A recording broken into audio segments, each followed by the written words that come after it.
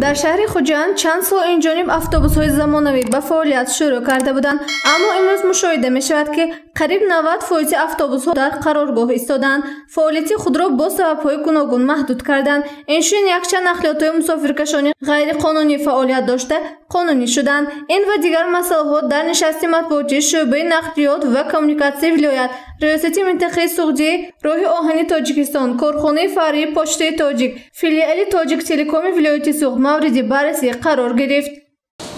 تا به این روز گفتم ممکن که همین نقلیات‌های وارد شده تا به این روز فعالیت نمیکنم.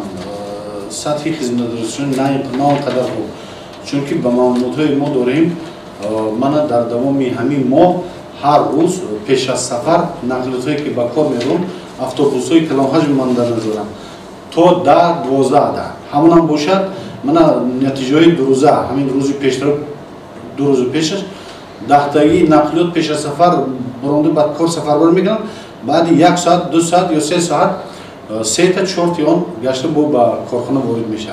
چون بعضیش با سبب‌ها گفتم ممکن با سببایی که مهلتی چرخ‌های رزینشون گذاشتگی، مهلتی اکومولاتور میگن گذاشتگی، مهلتی تیو 1-2 میگن همین چیز منی چیزا برای روان‌های مالیاتی دیگر قسم‌های احتیاطی که حالا برای آنها با تعمیر کردن به فکرم مبلغ ضروریت میکنه. 90% من 3 روز 4 روز تعدیل دارم که در قرارگاه قرار دارم. 100 عدد اتوبوس‌های نو زمانوی که 3 سال قبل به شهر خوجند وارد گردیده بودند، قریب 90% آن از کار باز ماند. متخصصان سبب آن را چنین ابراز میکنند که قسم‌های احتیاطی آن کار ناشایان کردیدند و برای از نو برقرار کردن آن مبلغ لازم است. حکومت علاقه اویدی این مسئله کاربری را آغاز نموده است.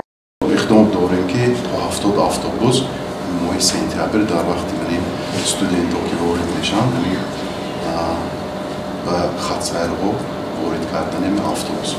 در 6 ماه سال جاری برای فعالیت در بازار خدمترسانی نقلیاتی 668 عدد اجازتنامه از جمله 48 عدد برای بارکشانی، میکرو اتوبوس‌ها 229 عدد، نقطه‌های خدمترسانی تکنیکی و تعمیر 15 عدد، مهلتی عملی 376 عدد اجازتنامه با مبلغ 150,680 سومانی دراز گردیده، 3624 عدد ورقه‌های نظارتی داده شد که از این مقدار 2956 عدد تکراری میباشد.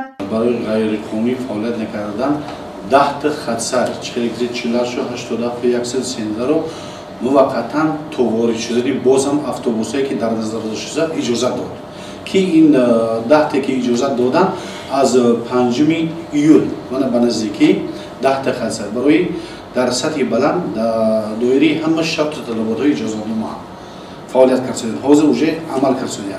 از روی فائز حصه نقلیات اتومبیلی در حجم عمومی بار مسافرکشانی متناسباً 88.6%، راه آهن 11.3% و نقلیات هوایی در حجم مسافرکشانی 0.12% را تشکیل می‌دهد. گزارش مهرانگیز عبدالاحد و نعیم جان ایوبوف برای برنامه اطلاعاتی خبر.